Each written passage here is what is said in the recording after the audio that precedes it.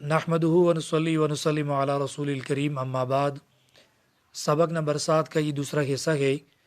ماقبل اسباق میں 10 ضوابط بیان ہوئی جن کی وجہ سے ہمیں یہ معلوم ہوا کہ کن صورتوں میں روزہ ٹوٹ جاتا ہے اور صرف قضا لازم آتی ہے، اور کن صورتوں میں قضا کے ساتھ کفارہ بھی لازم آتا ہے۔ اس حصے میں تقریباً 3 ضوابط اور بیان کروں گا اور پھر چند متفرق مسائل ہیں وہ بیان کر کے اس باب کو ختم کروں گا۔ ضابطہ نمبر 11 یہ ہے کہ انسان کی مختلف حالتیں ہوتی ہیں۔ بعض حالتیں ایسی ہے کہ جن میں صرف قضا ہے، اور بعض حالتیں ایسی ہیں کہ جن میں قضا کے ساتھ کفارہ بھی ہوتا ہے، اور بعض حالت ایسی ہے کہ اس میں نہ تو قضا ہے نہ کفارہ ہے۔ مثلاً پہلے میں نے بیان کیا تھا کہ اگر کوئی شخص بھول کر کچھ کھائے پیے یا جمع کرے تو ایسی صورت میں نہ روزے کی قضا ہے نہ کفارہ ہے، بلکہ اس کا روزہ برقرار ہے، اگرچہ وہ پیٹ بھر کر کھائے اور اگرچہ وہ دن میں کئی مرتبہ کھائے، لیکن حالتی نسیان میں روزے کے اوپر کوئی فرق نہیں پڑتا۔ دوسری حالت انسان کی یہ ہے کہ جس کو حالت اضطرار کہا جاتا ہے۔ حالت اضطرار کا مطلب یہ ہے کہ اگر انسان کی جان جانے کا خوف اور خطرہ ہو یا کسی عضو کی بیکار ہونے کا خطرہ ہو، تو ایسی صورت میں اگر وہ روزہ توڑ دے تو اس کے اوپر صرف قضا ہے، کفارہ نہیں ہے۔ مثلا کسی شخص کو اچانک ایسی بیماری لگی جس کی وجہ سے اس کے لیے دوائی لینا ضروری ہو، اور دوائی نہ لینے کی صورت میں اس کی جان جانے کا خطرہ ہو یا کسی عضو کی بیکار ہونے کا خطرہ ہو، تو ایسی صورت میں اگر وہ دوائی لے گا تو اس کے اوپر صرف اس روزے کی قضا ہے، کفارہ نہیں ہے۔ اس کو حالت اضطرار یعنی لاچاری اور بے بسی کی حالت کہا جاتا ہے۔ تیسری حالت انسان کی یہ ہے جس کو حالت اکراہ کہتے ہیں۔ حالت اکراہ کا مطلب یہ ہے کہ انسان کو اس کام کرنے پر مجبور کیا جائے، مثلا اس کی جان لینے کا اس کو دھمکی دی جائے، یا اس کی کسی عضو کو ختم کرنے اور بیکار کرنے کا اس کو دھمکی دی جائے، یا کسی بہت بڑے صدمے سے اس کو دوچار ہونا پڑے، تو ایسی صورت میں بھی اگر وہ روزہ توڑ دے تو صرف قضا ہے، کفارہ نہیں ہے۔ مثلا کسی نے مسلمان کی کن پٹی پر بندوق وغیرہ رکھ کر اسے کچھ کھلایا پلایا، تو ایسی صورت میں اس کا روزہ ٹوٹ جائے گا اور صرف قضا ہے، کفارہ نہیں ہے۔ اسی طرح شوہر نے اپنی بیوی سے یا کسی اور نے الیاذ باللہ کسی عورت سے زبردستی ہم بستری کی، اس کے ساتھ زنا کیا، تو ایسی صورت میں اس عورت کا روزہ ٹوٹ گیا، قضا ہے اور اس کے اوپر کفارہ نہیں ہے، کیونکہ یہ حالت اکراہ ہے۔ چوتھی حالت جو انسان کی ہے وہ حالت خطا ہے۔ خطا کا مطلب یہ ہے کہ انسان کا یہ ارادہ نہ ہو، کھانے پینے کا انسان کا ارادہ نہ ہو، بلکہ غلطی سے وہ چیز حلق سے نیچے اتر جائے یا اس کو اتار دے، لیکن قصداً وہ نہ ہو بلکہ خطاً غلطی سے ہو۔ اس کی بہت سی مثالیں ہیں۔ مثلا وضو کے دوران یا غسل کے دوران کوئی شخص کلی کرتے وقت پانی حلق سے نیچے اتر گیا، تو اس صورت میں اس کو روزہ یاد بھی تھا تو روزہ ٹوٹ گیا، قضا ہے، کفارہ نہیں ہے۔ اسی طرح اگر کوئی شخص سحری کے وقت کھانا کھائے اور اس کا خیال یہ ہو کہ ابھی صبح صادق نہیں ہوئی، اور بعد میں اس کو معلوم ہوا کہ صبح صادق تو اس وقت ہو چکی تھی، تو اس روزے کی بھی صرف قضا ہے، کفارہ نہیں ہے۔ اسی طرح غروب آفتاب سے پہلے کسی نے یہ سمجھا کہ ابھی سورج غروب ہوا ہے اور اس نے روزہ افطار کیا، کھایا پیا، بعد میں اس کو معلوم ہوا کہ سورج تو افطار نہیں ہوا تھا، تو ایسی صورت میں بھی اس کے اوپر صرف اس روزے کی قضا ہے، کفارہ نہیں ہے۔ اسی طرح کسی شخص نے صبح صادق سے پہلے منہ کے اندر کوئی چیز رکھی، مثلا پان رکھا یا تمباکو رکھا یا کوئی اور چیز تھی اس نے رکھی، اور وہ لیٹ گیا، ارادہ نہیں تھا سونے کا، لیکن اس کی آنکھ لگ گئی اور وہ سو گیا،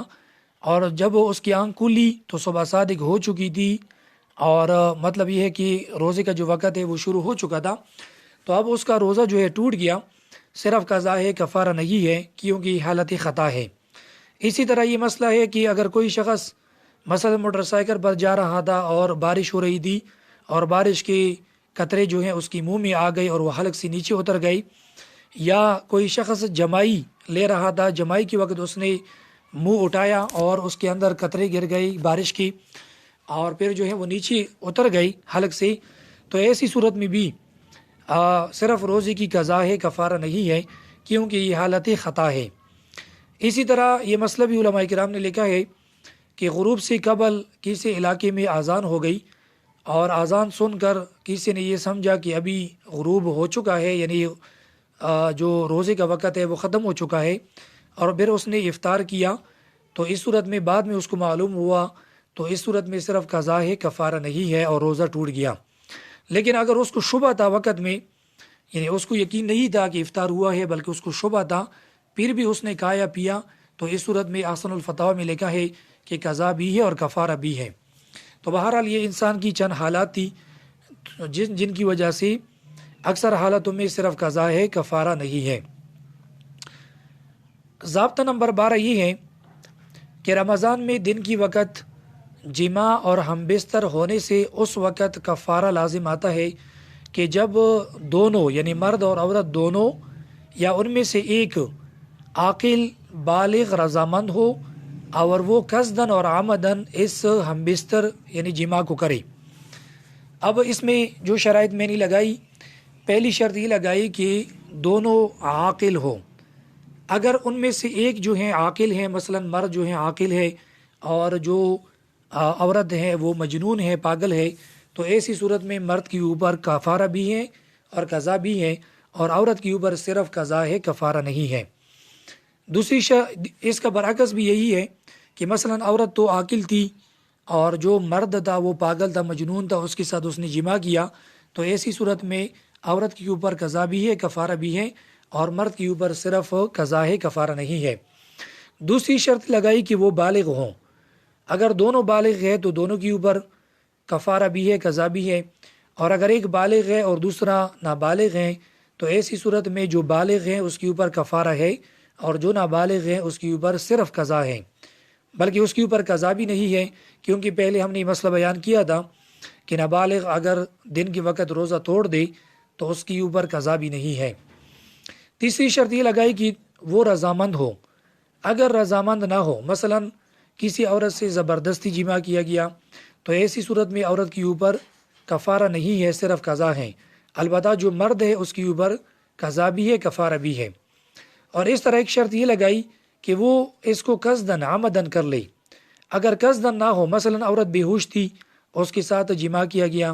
یا عورت سوئی ہوئی تھی اور اس کے ساتھ جماع کیا گیا، تو ایسی صورت میں عورت کا روزہ ٹوٹ گیا، صرف اس کے اوپر قضا ہے، کفارہ نہیں ہے۔ یہاں یہ مسئلہ بھی یاد رکھیں کہ جماع کے وقت فقط ذکر کا جو سپاری ہے اس کا داخل ہونا ہی کافی ہے، اس میں یعنی انزال کا ہونا، ڈسچارج کا ہونا ضروری نہیں ہے، اور یہی حکم لواطت کا بھی ہے۔ ضابطہ نمبر 13 یہ ہے کہ جہاں روزہ ٹوٹنے کا کوئی شبہ ہو اور وہ شبہ شرعی طور پر معتبر ہو، اور کوئی روزہ دار یہ سمجھے کہ میرا روزہ ٹوٹ گیا، حالانکہ حقیقت میں اس کا روزہ نہیں ٹوٹا تھا، اور پھر وہ قصدن اس روزے کو توڑ دے، تو ایسی صورت میں بھی صرف قضا ہے، کفارہ نہیں ہے۔ مثلا کسی نے بھول کر کچھ کھایا پیا اور اس نے یہ سمجھا کہ میرا روزہ ٹوٹ گیا، حالانکہ بھول کر کھانے اور پینے سے روزہ نہیں ٹوٹتا، پھر اس نے قصدن کچھ کھایا پیا اس کے بعد، تو ایسی صورت میں اس کا روزہ ابھی ٹوٹ گیا اور اس کے اوپر قضا ہے، کفارہ نہیں ہے، کیونکہ یہاں پر اس کو شبہ تھا۔ اور یہاں پر یہ بات بھی یاد رکھیں کہ اگرچہ اس کو مسئلہ معلوم تھا یا اس کو مسئلہ معلوم نہیں تھا، دونوں صورتوں میں یہاں پر حکم ایک جیسا ہے۔ دوسری صورت یہ ہے کہ کسی کو بے اختیار الٹی آئی، یا کسی کو احتلام ہوا، یا کسی عورت کو دیکھنے سے اس کو انزال ہوا، یا انجیکشن ڈریپ لگوانے سے اس نے سمجھا کہ میرا روزہ ٹوٹ گیا،